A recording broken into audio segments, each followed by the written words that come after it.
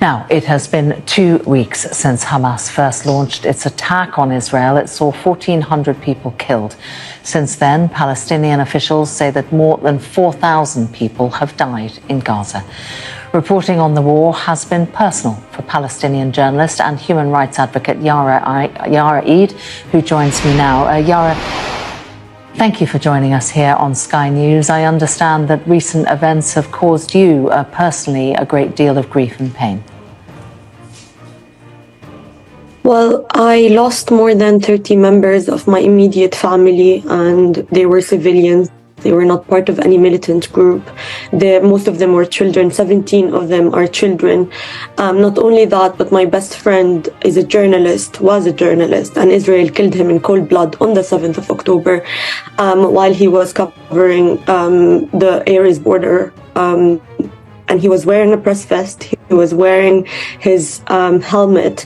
And I just want to say, before I continue talking about what's happening, when you first introduced what's happening, you said more than 1,400 people have been killed in Israel and more than 4,000 in Palestine have died. I think language is really important to use, because language, as a journalist, you have the moral responsibility to report on what's happening. Palestinians don't just die, they get killed. They are actually being subjected to ethnic cleansing, to genocide for the last 75 years. And you also mentioned that this is a Hamas-Israel war. This is not it. And framing it as such is very misleading, because it poses the thing that Israel is an equal power, but it's an occupying power, and it actually has the responsibility of protecting all civilian lives and children in Gaza. But what we've been seeing is more than 1,700 of those who are killed are children.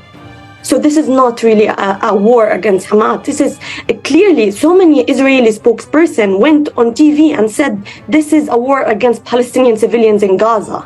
And even if we imagine a world without Hamas, if we think about the West Bank, Palestinians have been being killed, and there has been land theft, there has been ethnic cleansing, there has been imprisonment. More than 5,200 Palestinians are in Israeli prisons right now, and 170 of them are children. So this is not just to water down what's happening to the 7th of October. This is a 75-year-old occupation, ethnic cleansing and genocide of Palestinians. And you need, as a journalist, to report on what's happening and say it as it is. When Hamas launched the attack on Israel, as a Palestinian, what did you expect would happen next? Well, I think, again, I'm sorry, but I think this is misleading, because you can't water down what's been happening about the attack on the 7th of October. Let's talk about 2014. Let's talk about 2021. Let's talk about all the aggressions, Palestinians in Gaza. Me personally, let's not talk about Palestinians in Gaza. I've lived through 4 horrible aggressions.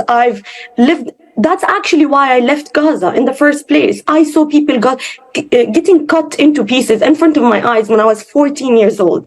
I spent the last 7 years trying to get therapy to get over my PTSD, my traumatic experience of just living there. So this is, again, you're misleading by saying it's a Hamas attack. You need to say what's been happening. We can't look at it just by looking at what's happened on the 7th of October. Why are you not talking about all of the other attacks on worshippers in Al-Aqsa Mosque, on, kidnapping women and raping them in Israeli jails, all these Palestinians who are being killed in the West Bank? Why are you not asking me about them? Hamas does not operate there. Yara Eid, good to get your perspective on Sky News. Thank you very much for joining us.